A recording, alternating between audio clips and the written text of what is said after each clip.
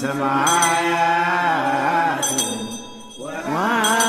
ወሕይወት ለኩሉ ዓለም ሰላም ዛሬ ነው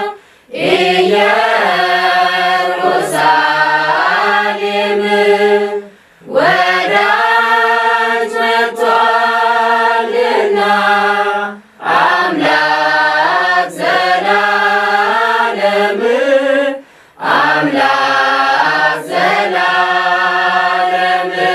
ሆሳዕና መዝሙረኛው ቅዱስ ዳዊት አስቀድሞ እንደተነበየው የኢየሩሳሌም ሕዝብ ሁሉ ወደ ከተማይቱ ወጥቶ አቤቱ እባክህ አሁን አድን፣ አቤቱ እባክህ አሁን አቅና እያለ በእግዚአብሔር ስም የሚመጣ ብሩክ ነው ይላል። ጌታችን ኢየሱስ ክርስቶስ ስለ ሰው ሲል ተላልፎ የሚሰጥበት ጊዜ ሲደርስ ወደ ኢየሩሳሌም ሊወጣ ተነሳ።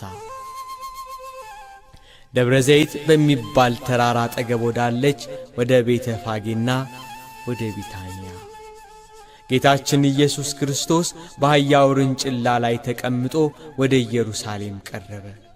የሮማውያን ግዛት ያማረራቸው የተስፋይቱ ሀገር ሕዝቦች መሲሁ ወታደር አሰልፎ ከሮማውያን ቅኝ ግዛት ያወጣናል ብለው ጓግተው ይጠብቁ ነበር። የኢየሱስ ክርስቶስ ተአምር የደረሳቸው ድንቅ ሥራውን የሰሙ ከበረከተው ኅብስት የተቋደሱ ፊቱን ማየት የናፈቁ ቃሉን መስማት የጓጉ ሁሉ ወደ ኢየሩሳሌም ሊቀበሉት ወጡ።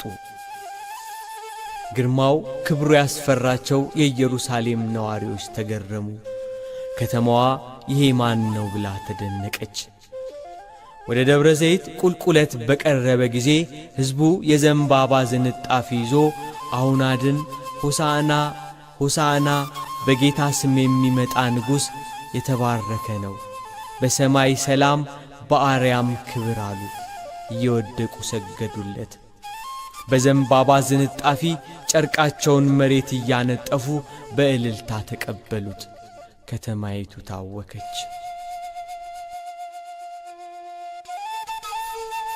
የጌቶች ጌታ በተዋረደ የአህያ ግልገል ተቀምጦ ወደ ኢየሩሳሌም ገባ።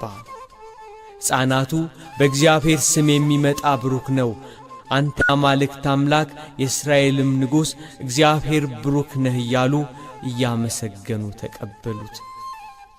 ከመድኃኒትነቱ የተነሣ ከቤቱ መሠረት ሳይናወጥ ከልዑል መንበሩ ወርዶ ጸጋና ኃይልን አሳየ። ሆሳዕና በአርያም ሆሳዕና በአርያም ሆሳዕና በአርያም። ወደ ከተማይቱ በር ሲቃረብ ከተማይቱን በሩቅ አይቶ ስለ ከተማይቱ አለቀሰ። ሰላሟን ያላወቀች መድኃኒቷ ከዓይኗ የተሰወረባት ኢየሩሳሌምን አይቶ አለቀሰላት። የመጎብኘትሽን ዘመን የመዳንሽን ምስጢር አላወቅሽምና ብሎ አዘነላት። ሕዝቡ ዙሪያውን ከቦት ከተማይቱ በሕዝብ ብዛት ተጨናንቃ ሆሳዕና እያሉ እየጮኹ ጌታችን ኢየሱስ ክርስቶስ ስለ አዳም በደል ስለ ሰው ልጆች ኀጢአት ለመስቀል ሞት ተላልፎ ወደሚሰጥበት በመስቀል ወደሚነግሥበት ወደ ኢየሩሳሌም ገባ። ሆሳዕና በአርያም ቅዱስ ዳዊት እንደዘመረ